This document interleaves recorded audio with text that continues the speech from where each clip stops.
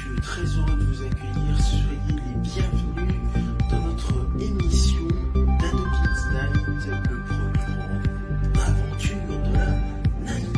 Bip bip, olé. Très heureux de vous accueillir. Nous poursuivons notre émission et nous allons bientôt la clôturer. Dans un instant, voici votre 22h30 aventurier, votre numéro d'aventure qui va vous proposer un programme incroyable. Restez avec nous, nous allons parler d'un célébrissime aventurier. Alors ne bougez pas, vous êtes bien sûr avec Kids TV, le meilleur de la jeunesse télévisuelle disponible sur vos tablettes, vos smartphones et vos écrans d'ordinateur, et vous regardez avec intérêt le 21h30, nouvelle génération Ado Kids Night, le rendez-vous d'aventure de la night. Bip bip, olé. Nous sommes ensemble jusqu'à 23h pour ce programme et vous êtes les bienvenus. C'est parti, en route, il est 22h30.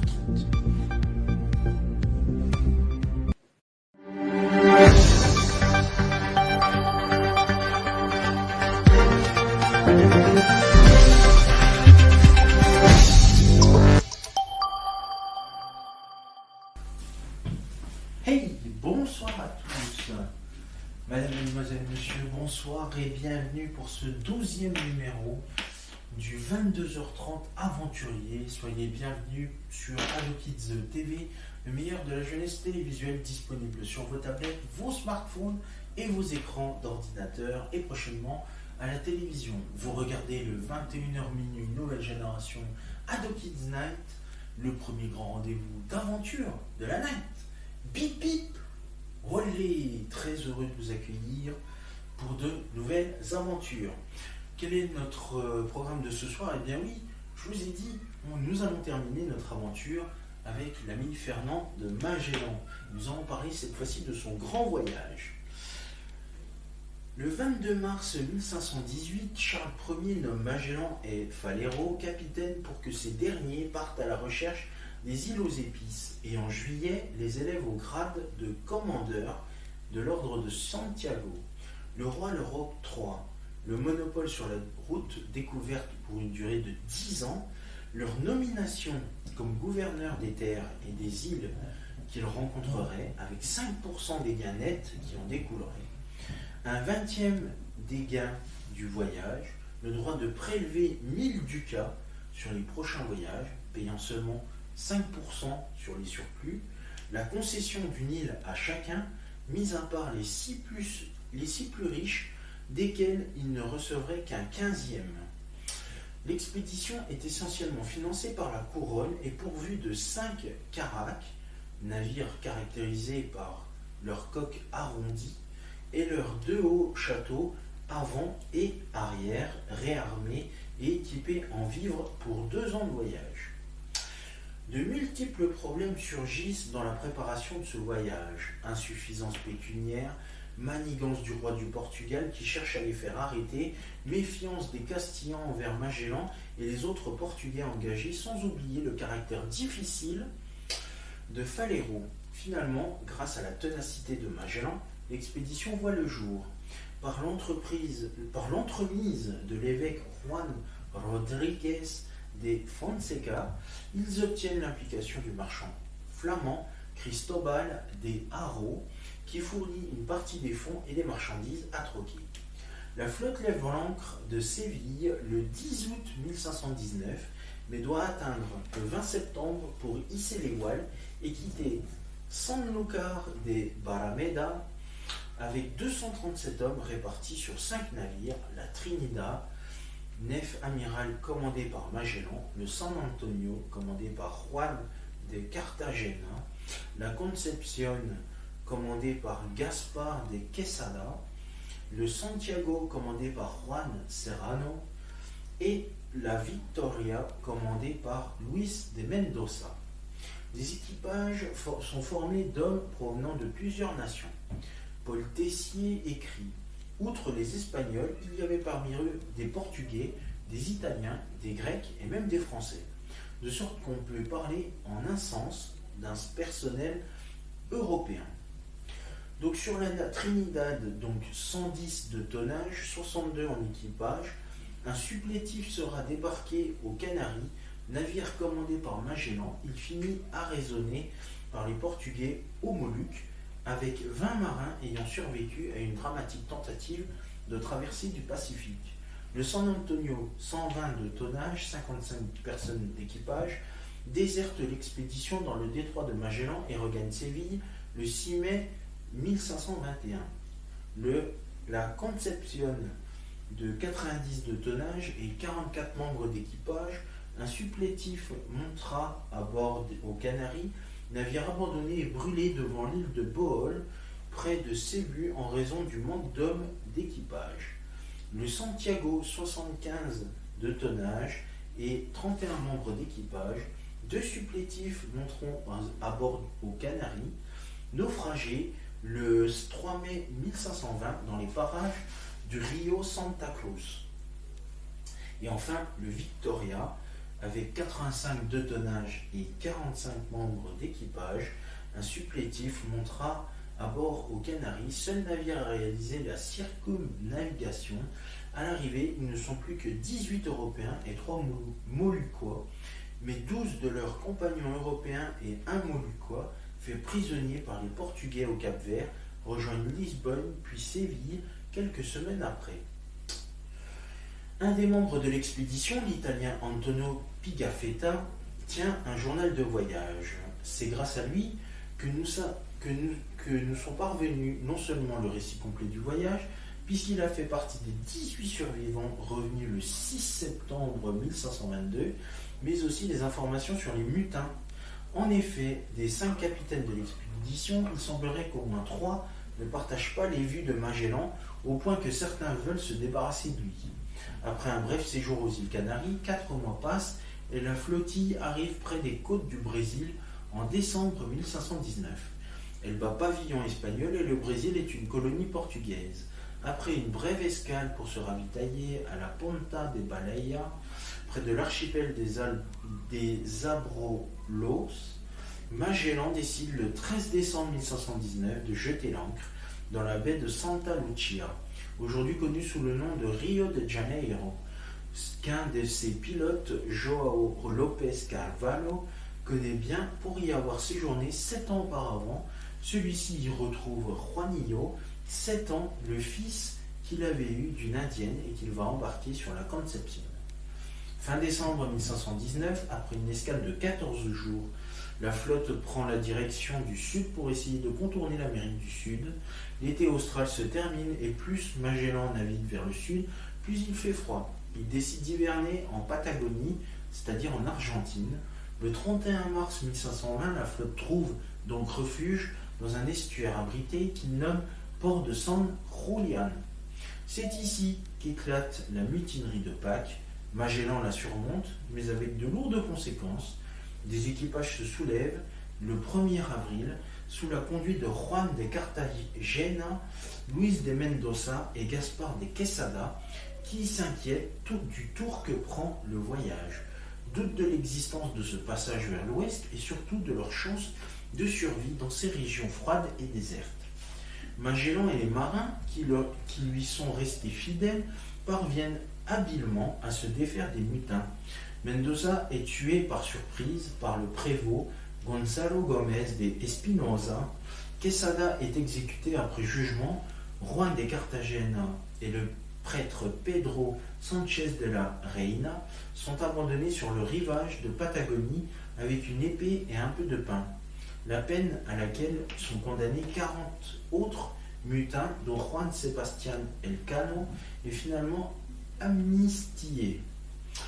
Certains, dont le cosmographe Andrés de San Martín, subissent tout de même le pénible supplice de l'estrapade. La clémence de Magellan ne doit pas surprendre.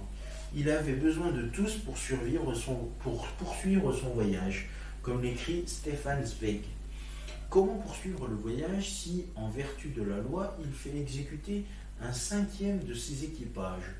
Dans ces régions inhospitalières, à des milliers de lieues de l'Espagne, il ne peut pas se priver d'une centaine de bras. Durant l'été austral, Magellan décide d'envoyer un de ses navires en reconnaissance pour trouver le fameux passage qui l'amènerait à l'ouest de l'Amérique vers l'océan Pacifique. Malheureusement, le Santiago s'échoue en mai. 3 mois plus tard, Magellan décide de repartir vers le sud avec les 4 navires restants. Le 21 octobre, Magellan aperçoit un cap qui marque l'entrée du détroit et qu'il baptise Cap Viergenes, le Cap des Vierges en espagnol. Il en commence l'exploration et reconnaît un passage vers l'ouest dans le dédale de fjords cerné de falaises menaçantes aux eaux sinistres qu'il met de plus d'1 mois à traverser. Les récits indiquent que pendant la traversée du détroit, les marins aperçoivent de nombreuses fumées à l'intérieur des terres. La Tierra del Humo, en français la terre des fumées, qui apparaît sur les cartes postérieures au voyage, devient plus tard la Tierra del Fuego, la terre de feu. Le détroit, nommé d'abord Chenal de tous les saints, prend rapidement le nom du détroit de Magellan en l'honneur du navigateur. Au milieu du détroit, Estebao Gomez, pilote du San Antonio, se rebelle avec ses hommes et met au fer le capitaine Alvaro de Mesquita, cousin de Magellan. Il rebrousse chemin, déserte et repart vers Séville avec son chargement de vivres et de marchandises à troquer. Après avoir traversé l'Atlantique, le navire parvient à Séville le 6 mai 1521 avec 55 hommes à son bord. À l'époque de Magellan, la circonférence de la Terre n'est pas encore connue avec précision, malgré le travail d'Ératosthène, qu'il avait calculé près de 18 siècles auparavant. Mais Magellan ne sous-estime pas la dimension du Pacifique comme une opinion courante le prétend. En effet, l'interprétation graphique par l'historien moderne José Manuel García des mesures indiquées par Magellan dans la mémoire géographique, Lebranza Geographica, qu'il fit remettre à Charles Quint en septembre 1519, document cité in extenso par cet historien, conteste l'idée selon laquelle Magellan ignorait tout de l'immensité de l'océan Pacifique, aboutissant ainsi aux mêmes conclusions que les travaux de Michel Chandaigne, Jocelyn Hamon et Luis Felipe Thomas sur la question. Cette interprétation des différents calculs présentés par Magellan dans ce mémoire laisse effectivement présager un très vaste océan entre le sud du continent américain et l'objectif premier de cette expédition maritime, l'archipel des Moluques. Ces légendaires îles aux épices, alors productrices exclusives du clou de girofle. Magellan place ainsi les Moluques à environ 4 degrés à l'est du domaine espagnol, délimité par la démarcation extrême-orientale hypothétique du méridien né du traité de Tordesillas, alors que cet archipel se situe en réalité à 5 degrés à l'ouest, une erreur d'autant plus faible qu'il était alors impossible de mesurer avec exactitude les longitudes et que l'emplacement de l'archipel moluquois ne put être mesuré précisément que 2 ou 3 siècles plus tard. Autre argument venant étayer cette interprétation, les conceptions géographiques évoquées dans le Lembranza Geographica de Magellan se retrouvent sur une carte maritime anonyme de 1519, document attribué au cartographe portugais Jorge Reinel qui, avec son père Pedro Reinel, également cartographe, avait rejoint Magellan à Séville. Dès lors, il ne peut être exclu que cette carte était identique aux 2 planisphères saisis par les Portugais sur la Trinidad le 28 octobre 1522 ou encore semblable au globe peint que, selon le chroniqueur espagnol Bartolomé de las Casas, Magellan et le cosmographe Ruy Falero auraient présenté au jeune Charles Ier des Espagnes, futur Charles Quint, empereur du Saint-Empire romain germanique, fin février ou début mars 1518, à Valladolid, entrevue royale couronnée de succès, puisque le souverain espagnol décida d'avaliser les projets d'expédition vers les Moluques. Toutefois, la surprise du navigateur est de trouver un océan vide après avoir essuyé de grandes tempêtes jusqu'au 18 décembre 1521, en remontant vers le nord le long de la côte chilienne, d'après la chronique de l'historien espagnol Antonio de Herrera y Tordesillas. Magellan finira par rebaptiser la mer du Sud en Pacifique en raison du temps calme qu'il rencontrera pendant le reste de sa traversée jusqu'aux îles Mariannes, puis aux futures Philippines, traversée de 3 mois et 20 jours. Par malchance, il n'approche aucune des nombreuses îles qui parsèment l'océan, à l'exception de 2 atolls déserts baptisés Islas Infortunadas, où il ne peut accoster. L'eau n'est plus potable, les rations vont s'amenuisant, le biscuit même vient à manquer, l'équipage doit survivre en mangeant des rats puis des chats, en buvant de la soupe de copeaux de bois trempée dans de l'eau de mer, en faisant cuire les carrés de cuir décousu du coin des voiles. Antonio Pigafetta écrit « Nous ne mangions que du vieux biscuit tourné en poudre, tout plein de verre et puant pour l'ordure de l'urine que les rats avaient faite dessus et mangeaient le bon et buvions une eau jaune infecte. Le scorbut et le beriberi minent l'équipage, mais sans l'anéantir. Une étude récente montre qu'il n'y a eu que 9 morts lors de cette traversée de 3 mois et demi, sans doute grâce au céleri sauvage, l'Apium prostratum, abondamment récolté dans le détroit. Le 6 mars 1521, ils parviennent en vue de Guam aux Mariannes, où ils peuvent se ravitailler partiellement après avoir été pillés par les indigènes venant à leur rencontre à bord des pirogues, l'archipel ayant été baptisé d'après Antonio Pigafetta, las Islas de los Ladrones, les îles des voleurs.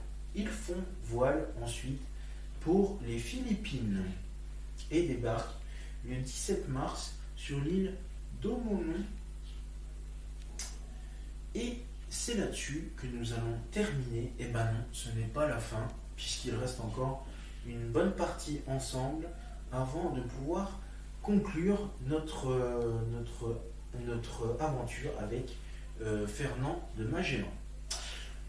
Du coup, nous allons nous retrouver demain pour le 13e numéro, et donc cette fois-ci, je vous l'annonce officiellement, ce sera donc la suite et la fin officielle de notre rencontre sur Fernand de Magellan.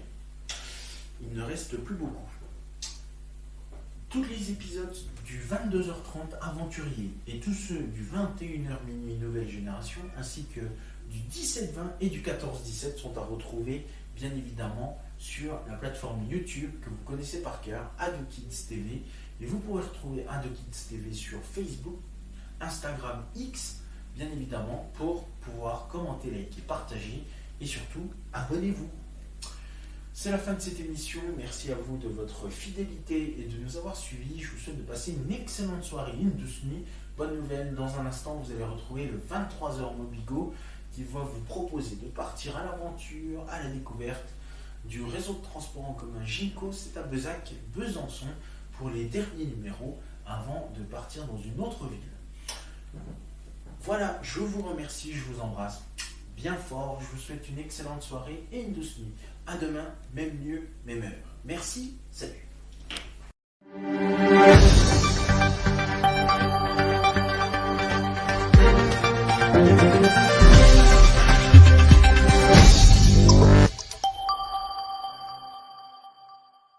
Mes petits poussins, mes petits poulets, vous pouvez voir s'afficher sur votre écran les réseaux sociaux, mais aussi le compte YouTube d'AdoKids TV.